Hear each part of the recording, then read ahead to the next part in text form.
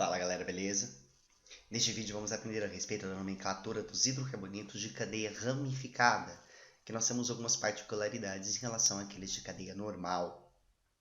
Muito bem, a gente pode chamar essas ramificações como grupos substituintes, que nada mais são que cadeias de carbono que estão substituindo um dos hidrogênios da cadeia. Como eles estão para fora do que a gente vai chamar de cadeia principal, nós vamos ter que indicar na nomenclatura qual é a posição e qual é a quantidade, sempre que for necessário. Para isso, então, nós temos essa pequena tabela, no qual são apresentadas as principais ramificações que são comuns aparecerem e os seus respectivos nomes. Então, veja, considerando que R é a cadeia principal, nós temos, então, a possibilidade do CH3 como cadeia ramificada, que ele vai chamar de metil. Se houver dois carbonos saindo da cadeia principal, etil. 3 pode ser de duas formas. Se elas estiverem de uma forma linear, propil, ou às vezes N-propil. E se eles estiverem com uma bifurcação, nós temos o isopropil. Já com 4, nós temos 4 possíveis possibilidades. Na primeira 4 seguidas, nós temos o butil. Se houver a bifurcaçãozinha no final, o isobutil. E aí nós temos duas outras possibilidades. Um carbono que se liga a um carbono para cima e 2 para baixo, que vai ser chamado de sec-butil. E um carbono que se liga a 3 carbonos, chamado de terc-butil. Se o anel de benzeno estiver ligado à cadeia principal, nós temos o nome fenil. E aí, cuidado, porque benzeno não é chamado de benzil, e sim fenil. Agora, se o anel de benzeno estiver ligado a um carbono, que aí este se liga à cadeia principal, aí sim nós temos o benzil. E por último, uma cadeia contendo uma dupla ligação, vinil. Utilizem essa tabela ou procurem uma outra sempre para consultar na hora de fazer as nomenclaturas dos hidrocarbonetos ramificados. Muito bem, para fazer então a nomenclatura, nós vamos começar aqui na primeira etapa, que é determinar a cadeia principal. A cadeia principal, ela precisa obrigatoriamente conter o maior número possível de carbonos, ela precisa conter obrigatoriamente a insaturação, e se houver também funções, a gente já vai falar disso, mas em outros vídeos. E também precisa conter o maior número possível de grupos substituintes, se houver um caso dessa terceira característica. Então, por exemplo, olhando para esse composto, nós temos diversas possibilidades aqui de cadeia principal. Ele foi propositadamente colocado todo tortinho para que nós localizemos e observemos que não necessariamente será obrigatoriamente a cadeia reta. Por exemplo, se nós olharmos e começarmos por essa ponta, nós podemos então contar qual é aquele que tem o maior número possível de carbonos. Se nós observarmos então a cadeia reta, nós temos 1, 2, 3, 4, 5, 6, 7. Se nós tentarmos outra possibilidade, 1, 2, 3, 4, 5, 6, dá menos. 1, 2, 3, 4, 5, 6. Então, nenhuma dessa possibilidade é possível. Por aqui vai dar a mesma coisa. Se a gente começar a contar por aqui, 1, 2, 3, 4, 5, 6. 1, 2, 3, 4, 5, 6. Então, não temos nenhuma possibilidade aí mais do que o 7. Então, a cadeia principal desse caso será naturalmente a cadeiazinha aqui, retinha para vocês. Tá bom? Tudo que está para fora, então, será ramificação. Isso é ramificação, ramificação, ramificação e, por último, ramificação. Notem também que esse quesito, a obrigatoriedade da insaturação fazer parte da cadeia principal, foi atendida, porque a insaturação está aqui dentro do que a gente chama, então, de cadeia principal. A segunda etapa vai ser, então, numerar essa cadeia principal, sempre para indicar onde estão essas ramificações e também outras coisas, como insaturações e assim por diante. Sempre, gente, dando preferência que a dupla ligação ou a tripla precisa obrigatoriamente atrair o início da contagem da cadeia em relação à ramificação. Sabendo então que essa é a cadeia principal, nós vamos então começar a contar pelo lado que a insaturação aparece primeiro. Então esse lado aqui, ó, apesar da primeira ramificação aparecer aqui no carbono 2, eu tenho que dar preferência por esse lado, que é por onde a dupla aparece primeiro. Portanto, esse é o carbono 1, o carbono 2, o carbono 3, o carbono 4, 5, 6 e por último o sétimo carbono lá. Então, dei preferência aqui pela contagem da dupla ligação. Muito bem, a terceira etapa então vai ser dar o nome aos grupos substituintes. Para isso então a gente utiliza aquela tabela e fornece o respectivo nome de cada um desses grupos. Começando por este daqui, nós temos apenas um único carbono, que também é igual a esse, que também é igual a esse. Nos três casos, nós temos então um agrupamento que a gente chama de metil, quando tem apenas um único carbono ligado à cadeia principal.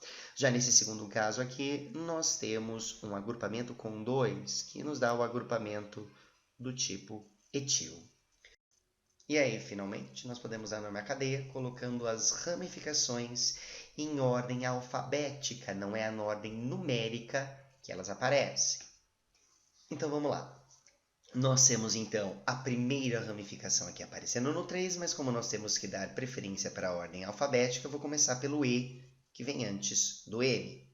Então, eu tenho na posição número 4, aqui, o agrupamento etil. Então, eu vou colocar 4, escrever o tracinho e colocar o nome da ramificação etil. Vou continuar. A próxima ramificação aí são todos iguais, são todos metil, metil e metil. Então, eu vou agrupá-los todos iguais, colocando os seus respectivos números. O primeiro metil aparece no 3, então tracinho no 3, vírgula. O outro aparece aqui no 5, portanto, 3 e 5. E, por último, o outro aparece aqui no 6, portanto, 3,5,6. Colocou o traço. 3 metil iguais, portanto, nós vamos colocar tri, e aí vamos adicionar o metil. Assim como era necessário colocar a quantidade de duplas e triplas, precisa-se colocar aqui também a quantidade de ramificações. E aí, depois que terminamos todas as ramificações, a gente vai para a cadeia principal. Com 7, a gente opta então por trazer aí o tracinho. 7 é ept, lembrando que dá para também arrancar o H e juntar tudo. Tem uma ligação dupla no 2, vou trazer o traço. Na posição 2 existe uma ligação dupla que a gente lembra que é EN. E aí, por fim, é hidrocarboneto. Continua terminando com O. Veja que o nome é bastante longo e cheio de numerações, mas é assim mesmo que funciona a nomenclatura oficial da IUPAC. 4-etil, 3,5,6 termetil, ept, 2-eno. É a nomenclatura oficial desse composto. Ele não precisa ser necessariamente falável ou pronunciável, ela tem que ser apenas identificável. Gente, quando houver ciclos, nós vamos colocar a posição e a quantidade apenas quando houver mais de um grupo substituinte. Então, por exemplo, nesse primeiro caso, nós temos aí o ciclo, e aí na posição aqui, ó, que sempre vai ser a posição que a gente começa olhando, vai ter então um CH3, que é um metil. Então, para dar nomenclatura, eu não preciso posicioná-lo. Eu simplesmente venho e escrevo que ele é um metil. É um composto fechado. Então, esse é o metil ciclo. E aí, quizano. Ligações simples hidrocarboneto. Desse outro lado, aqui nós temos 2. Então, eu vou ter que diferenciar e colocar as respectivas posições. Ambos também são metil. Só que aqui a gente percebe que um deles, se você começar a contar por qualquer um, esse vai ser um 1. E aí, gente, para chegar nesse primeiro, a gente conta pela direita, pelo menor lado para chegar primeiro. E aparece, então, o outro no 3. Então, veja, tem um no 1 e tem outro no 3. Como são dois iguais, eu vou colocar de metil bonitinho aqui o nomezinho deles. E aí vem, normalmente, ciclo e quizano é o nome dele. Beleza? Então, exercício para a gente tem que dominar esses compostos abaixo. Cadeia principal, a gente pode observar que tem várias possibilidades aqui, mas vamos pegar a cadeiazinha reta.